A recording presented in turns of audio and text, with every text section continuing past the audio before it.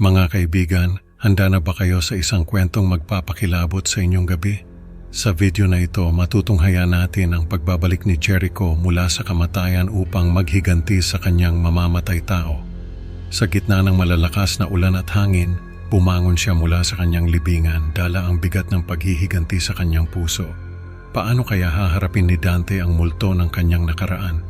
Tara na't samahan niyo ako sa kwentong ito na siguradong magpapatayo ng inyong mga balahibo. Magandang gabi po sa inyong lahat, mga tagapakinig ng kwentong kababalaghan. Ako po si Jericho at nais kong ibahagi ang isang kwento na magpapakilabot sa inyong mga balahibo. Nakatira ako sa Siquijor, isang lugar na kilala sa mga kababalaghan at misteryo. Lumaki ako sa isang simpleng pamilya at kahit mahirap ang buhay, masaya kami. Ngunit nagbago ang lahat noong isang gabi na naganap ang isang trahedya na nagdulot ng aking kamatayan. Ang kwento ko ay nagsimula noong ako'y pinatay ng isang taong pinagkatiwalaan ko, si Dante, isang dating taga-usig na ngayoy naninirahan sa Cebu City. Sa isang madilim na gabi, habang bumabagyo sa bayan ng Siquijor, naririnig ko ang malakas na pag-ulan at ang pag-ugong ng hangin. Nasa loob ako ng isang lumang sementeryo na itinalaga para sa mga patay mula sa Cebu City. Bigla akong nagising sa aking libingan. Pakiramdam ko'y malamig ang lupa at mabigat ang aking katawan. Unti-unting bumangon ako mula sa hukay. Ang mga kamay ko'y nanginginig sa pagkapit sa basang lupa. Dante, bulong ko sa sarili ko, habang unti-unting bumabalik ang mga alaala ng aking kamatayan. Naalala ko ang mukha ng aking mamamatay tao. Habang bumabalik ang mga alaala, naramdaman ko ang sakit ng bawat sugat na tinamo ko noong ako'y pinatay. Ang bawat kirot ay nagpaalala sa akin ng dahilan ng aking pagbabalik. Habang natutunan kong muli kung paano lumakad, iniiwasan ko ang mga ilaw ng mga bahay at mga taong maaaring makakita sa akin. Napagpasyahan kong hindi na lamang kontakin ang aking mga magulang na maaaring buhay pa at nagsimulang maglakad patungo sa Cebu City, dala ang bigat ng paghihiganti sa aking puso. Sa aking paglalakbay patungo sa Cebu City, naririnig ko ang mga bulong ng iba pang mga patay. Ang kanilang mga tinig ay parang mga alingaw-ngaw sa aking isipan, ngunit nagpatuloy ako sa aking misyon. Habang naglalakad ako sa mga kalye, nakasalubong ko ang isang elevated train. Nakita kong mabilis itong dumadaan sa ibabaw ng mga kalsada at nagdulot ito ng pagkalito sa akin.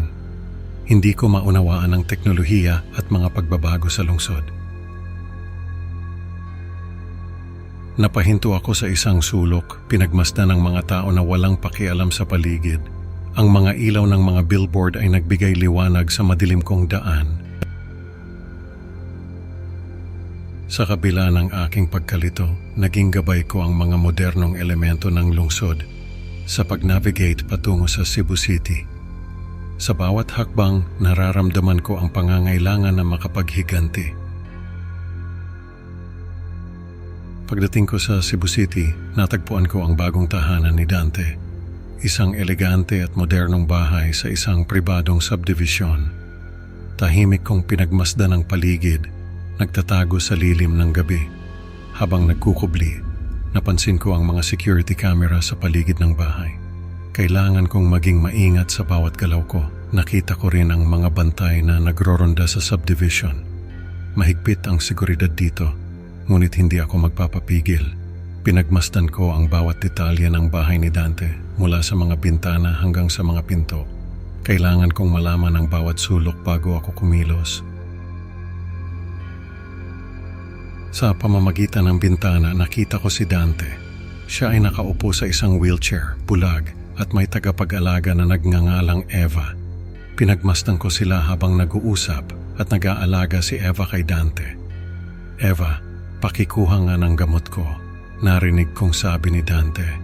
Agad namang sumunod si Eva at nakita kong bumalik siya dala ang mga gamot. Habang pinapanood ko sila, naramdaman ko ang pag-usbong ng galit sa aking dibdib. Hindi ko maiwasang maalala ang masasakit na alaala ng aking pagkamatay. Binuo ko ang aking plano upang harapin si Dante. Nakita ko kung paano nagbago ang buhay niya mula nang ako ay napatay, ngunit hindi nagbago ang galit sa aking puso. Alam kong kailangan kong kumilos bago pa makaramdam ng anuman si Dante. Nararamdaman ko ang paglapit ng tamang pagkakataon upang maghiganti. Isang gabi, habang tahimik ang paligid, kumatok ako sa pinto ng bahay ni Dante. Narinig kong bumukas ang pinto at nakita ko si Eva na nagulat sa aking presensya. "Sino po sila?" tanong ni Eva. "Kaibigan ako ni Dante," sagot ko. Pinapasok niya ako, hindi alam ang tunay kong pagkakakilanlan. Sa loob ng bahay, sa ilalim ng malamlam na ilaw, lumapit ako kay Dante. "Dante, ako si Jericho," sabi ko sa kanya. Nakita kong nagulat siya at natakot. "Jericho, hindi maaari," sabi ni Dante. Nanginginig ang boses. "Oo, ako nga. Bumalik ako para maghiganti," sagot ko habang dahan-dahang lumalapit sa kanya. "Kailangan ko itong gawin para sa aking kaligtasan," umamin si Dante. Ang mga mata niya ay puno ng takot. "Patawarin mo ako," pagmamakaawa niya. Ang aking presensya ay nagdulot ng lamig na bumabalot sa buong silid. Ang takot sa mga mata ni Dante ay nagbigay sa akin ng lakas upang ipagpatuloy ang aking misyon. Alam kong malapit na ang oras upang tapusin ang lahat. Ang buong bahay ay naging entablado para sa aking paghihiganti. "Ilan ang pinatay mo, Dante?" tanong ko sa kanya. Ang boses ko'y malamig at walang emosyon. Habang humahagulgol siya, inamin niya ang kanyang mga kasalanan at ang mga buhay na kanyang kinuha. Sa sandaling iyon, pinatay ko ang ilaw. Ang eksena ay lumabo sa katahimikan at ang mga huling sigaw ni Dante ay naglaho sa dilim. Ang bahay ay naging libingan ng mga lihim at kasalanan. Ang katahimikan ay bumalot sa buong lugar at ang mga alaala ng nakaraan ay bumalik upang maghiganti. Natapos na ang aking misyon. Ang bigat sa aking puso ay unti-unting nawala, ngunit ang mga alaala ng aking kamatayan ay mananatili. Kinabukasan, detalyado ng mga ulat sa balita ang pagpatay kay Dante sa kanyang bahay. Nakita ko ang mga pulis at mga mamamahayag na nag-iimbestiga sa lugar. Ipinahayag ng kanyang asawa, si Eva, ang kanyang pagluluksa at ang pag-asang makatakas sa mga multo ng nakaraan. "Umaasa akong makakahanap kami ng kapayapaan," sabi niya sa isang panayam. Nagtapos ang kwento sa isang tauhan na nagpapaliwanag ng kahalagahan ng paghihiwalay ng mga buhay sa mga patay upang maiwasan ang gulo sa mga buhay. "Ako ay nagtatrabaho sa isang sementeryo," sabi ng tagapagsalaysay. "Natutunan ko ang kwento mula sa mga daldal na patay.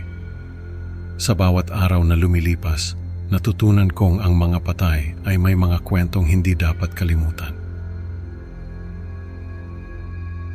Mga kaibigan, ang kwento ni Jericho ay isang paalala na ang paghihigante ay hindi nagdudulot ng tunay na kapayapaan. Salamat sa pakikinig. Huwag kalimutang mag-like at subscribe sa Creepy Pinoy Stories para sa mas marami pang kilabot na kwento. Excited na akong makita kayo sa susunod na upload. Hanggang sa muli, mag-ingat sa mga multong nagbabalik.